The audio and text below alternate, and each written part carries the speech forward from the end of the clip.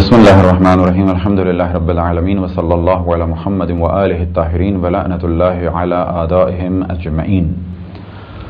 موضوع گفتگو مستحب غسل، اور ہماری اس گفتگو کا عنوان ہے مستحب غسل مکانی۔ پہلے میں متوجہ دلائی کہ غسل مستحب کو تقسیم کیا جاتا ہے 3 اقسام میں۔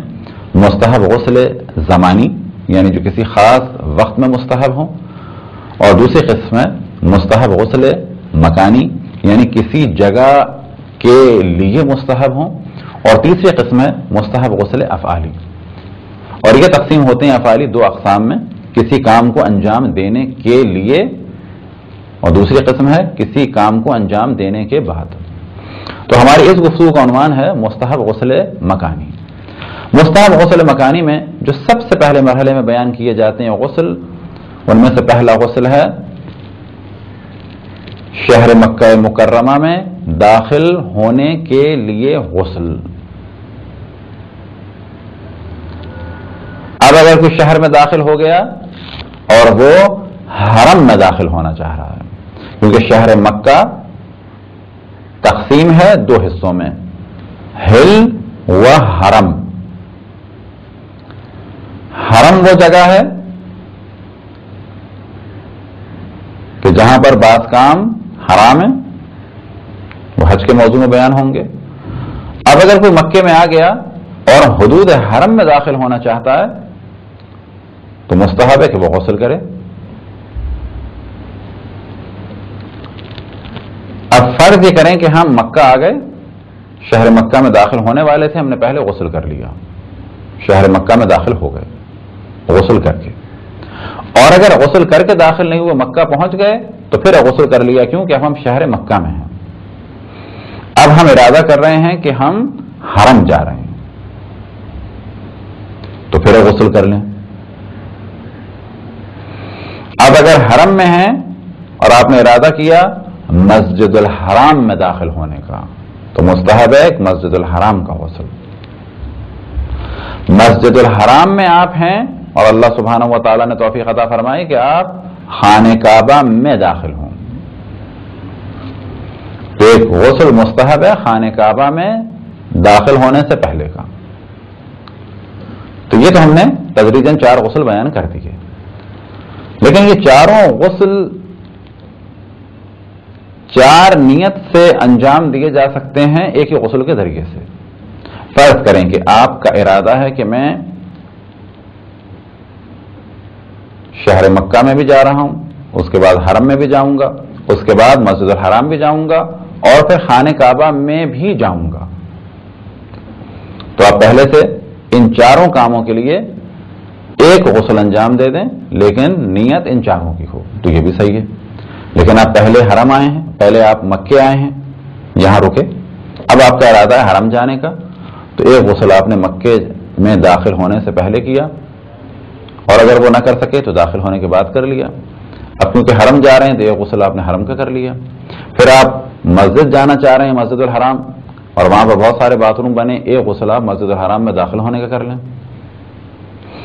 اب کیونکہ عام طور پہ خانہ کعبہ میں داخل ہونے کا چانس نہیں مل پاتا، لیکن فرض کریں کہ آپ جا رہے ہیں تو ایک غسل آپ خانہ کعبہ میں داخل ہونے کا بھی کر لیں۔ دوسرے مرحلے میں مستحب غسل مکانی کا ذکر کیا جاتا ہے مدینہ المنورہ میں داخل ہونے کا غسل، اور اگر وہ غسل نہیں کیا وہ داخل ہونے کے بعد کر لیں۔ اسی طرح سے مسجد الحرام میں داخل ہونے کا غسل۔ دوسرے مرحلے میں جس غسل کا ذکر کیا جاتا ہے وہ ہے مدینہ المنورہ میں داخل ہونے سے پہلے غسل کیا جائے،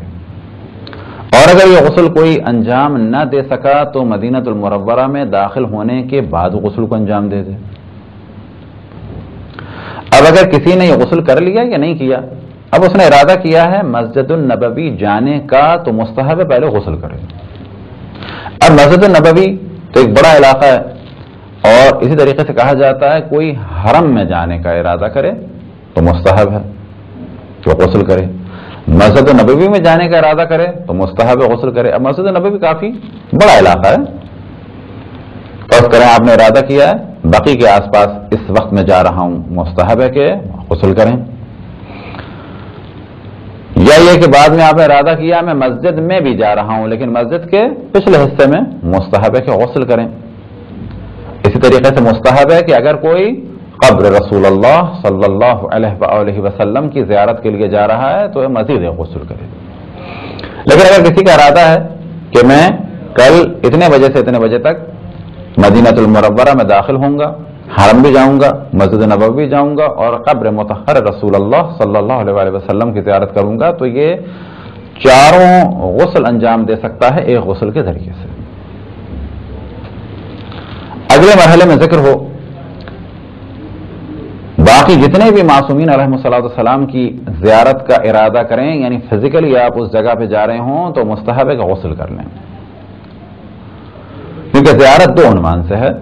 ایک زیارت یہ کہ ہم جا رہے ہیں ان کی قبر مطہر کے پاس تو غسل مستحب ہے، اسے کہا جائے گا غسل مستحب مکانی، کیونکہ ہم جا رہے ہیں جگہ پر۔ اور ایک غسل زیارت ہے کہ جب ہم دور سے زیارت پڑھنا چاہیں، اس غسل کا ذکر ہوگا غسل مستحب افعالی میں، کیونکہ فعل زیارت یعنی زیارت ایک کام ہے وہ ہم انجام دے رہے ہیں۔ فرض کریں کسی دنیا کے کسی حصے سے ہم جا نہیں رہے ہیں، بس تیسرے مرحلے میں جو غسل بیان ہوتا ہے کہ معصومین علیہ السلام کے حرم مطہر کی جب آپ زیارت کے لیے خود فزیکلی وہاں پر جا رہے ہیں تو پہلے غسل کریں۔ البتہ یہ ذہن میں رکھیں کہ مساجد میں اور ائمہ علیہ السلام کے روضوں پر، یعنی خصوصاً کہاں پر جہاں پہ قبر مطہر ہے، اگر کسی کا غسل جنابت یا حیض یا نفاس صحیح نہیں ہے تو اس کا جانا حرام ہے۔ ہمیں یاد ہے کہ ایک دفعہ ہم نے جب ایک قافلے کے ساتھ تھے اور وہ قافلہ دبئی سے گیا تو کربلا پہنچنے سے پہلے اور اسی طریقے سے نجف پہنچنے سے پہلے ہم نے بار بار تاکید کی کہ اللہ سبحانہ و تعالیٰ نے توفیق عطا فرمائی ہے کہ اللہ کی حجتوں کی زیارت سے مشرف ہوں، تو یہ جان لیں کہ ثواب اس صورت میں ملے گا کہ اپنے واجب غسلوں کو پہلے انجام دیں، وَإِلَّا معصوم کی بارگاہ میں اس نجاست کے عالم میں جانا، یعنی آپ پر غسل جنابت یا کوئی اور غسل واجب ہو، اس طرح سے ان کی قبر مطہر کے پاس جانا حرام ہے۔ اور تدریجاً کنایتاً بہت ہی سادے الفاظ میں ہم نے سمجھا بھی دیا کہ کچھ غسل واجب ہیں خواتین پر، کچھ غسل واجب ہیں دونوں پر۔ بعد میں جو دیندار خواتین اور حضرات تھے انہوں نے ہم سے پوچھا بھی آگے کہ آپ نے بڑا اچھا کیا، ہمیں بتا دیں، تو ہم نے بتایا۔ لیکن ایک فیملی کے جو بعض غلط قسم کے افراد کی بیان کی بھی غلط باتوں کے انفلوئنس میں تھی، البتہ تھے وہ بھی اچھے، لیکن ظاہر نظریات ہمارے بعض جاہل قسم کے لوگ، ملنگ قسم کے لوگ خراب کر رہے ہیں، تو انہوں نے ہم سے بعد میں دبئی میں ایک دفعہ ایک اعتراض کیا اور کہا کہ آپ نے تو بڑی عجیب باتیں کی تھیں کربلا جاتے ہوئے۔ ہم نے کہا کہ کیا؟ تو کہا کہ آپ وہاں پر اس موضوع کو لے کے بیٹھ گئے تھے کہ امام کی زیارت سے پہلے جو ہے غسل کرنا واجب ہے، تو کیا آپ نے وہ باتیں کی تھیں؟ کربلا وہ جگہ تھوڑی گئی جہاں غسل کی بات ہو۔ تو میں نے کہا ان سے کہ ہم آپ کو امام کا احترام بتا رہے ہیں اور آپ یہ کہہ رہے ہیں کہ یہ باتیں غلط تھیں۔ تو دلیل کے طور پہ انہوں نے کہا کہ کیا آپ کو معلوم نہیں ہے کہ ان کے لیے آیت تطہیر نازل ہوئی؟ تو ہم نے کہا کہ ہمیں معلوم ہے کہ ان کے لیے آیت تطہیر نازل ہوئی، لیکن آپ کی کیا مراد ہے؟ کہنے لگے کہ جو بھی ان کے پاس جائے گا پاک ہو جائے گا۔ تو ہم نے ہنس کے ان سے کہا کہ اگر آپ کا یہ نظریہ ہے تو جو بھی اب تک گیا امام حسین کے پاس حتیٰ صدام وہ پاک ہو گیا، اور جو بھی رسول اللہ صلی اللہ علیہ وآلہ وسلم کے پاس گیا یا پاس دفن ہوا وہ پاک ہو گیا، اب ان کا منہ کھلا کھلا رہ گیا۔ تو یاد رکھیں کہ یہ جو جہالت کے نظریات پھیل رہے ہیں بعض ملنگوں کے ذریعے، چرسیوں کے ذریعے، گویوں کے ذریعے، میراثیوں کے ذریعے، یہ شیعت کی کمر کو توڑ دیں گے۔ مومنین سے گزارش ہے کہ مذہب حق اہل بیت کو سمجھیں، ان جہلا کے ذریعے سے نہیں بلکہ علماء کے ذریعے سے،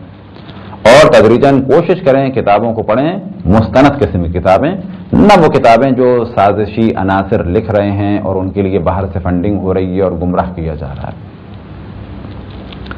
تو تیسرے مرحلے میں غسل، معصومین علیہ السلام کی قبور مطہر کی زیارت کا جب ارادہ کریں تو اس غسل کو انجام دیں۔ اور چوتھے مرحلے میں کہا جاتا ہے جتنے بھی مقدس مقامات ہیں جب بھی ان میں داخل ہونے کا ارادہ ہو تو اس سے پہلے غسل کر لیں۔ مثال کے طور پہ باقی انبیاء علیہ السلام کی قبور مطہر کے لیے آپ جا رہے ہیں، چاہے وہ حضرت ابراہیم علیہ السلام ہوں یا حضرت دانیال علیہ السلام ہوں یا نجف کے بعد حضرت ذوالکفل ہوں، یا اسی طریقے سے اگر انشاءاللہ کبھی راستہ کھلا فلسطین کا اور شر ختم ہوا اسرائیل کا کہ خداوند تبارک و تعالی ان دشمنان اسلام کو نیست و نابود کرے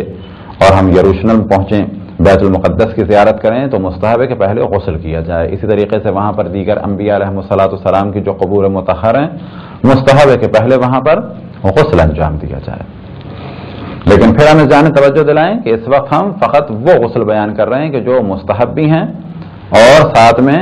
بعض وہ غسل بھی ہیں کہ جن کو رجاءً انجام دیا جائے، اور ان دونوں غسلوں کے بعد بہتر ہے کہ وضو کو ترک نہ کیا جائے۔ خداوند تبارک و تعالیٰ سے دعا ہے کہ بحق محمد وآل محمد ہمیں مقدس مقامات کی زیارت عطا فرما اور ان کے احترام کی توفیق عطا فرما، اور یہ توفیق عطا فرما کہ جب ان مقدس مقامات میں جائیں،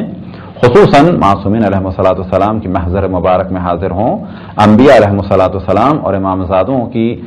قبور مطہر کی زیارت کے لیے جائیں، ان کی محضر مبارک میں حاضر ہوں تو کمال احترام سے اور اہتمام سے اور وقار کے ساتھ اور پاکیزگی کے ساتھ اور واجبات پر عمل کرتے ہوئے، کیونکہ یہ تمام وہ مقدس ہستیاں ہیں کہ جن کا ہدف ہی یہ تھا کہ اللہ سبحانہ و تعالیٰ کے بندے اللہ سبحانہ و تعالیٰ کی اطاعت کریں اور اپنے آپ کو پاک اور پاکیزہ رکھیں اور گناہوں سے محفوظ رکھیں۔ خداوند تبارک و تعالیٰ سے دعا ہے کہ ہمیں اپنے رسول اپنی حجتوں خصوصاً امام زمان علیہ السلام کی معرفت اور اطاعت کی توفیق عطا فرمائے۔ وصلی اللہ علی محمد وآلہ الطاہرین۔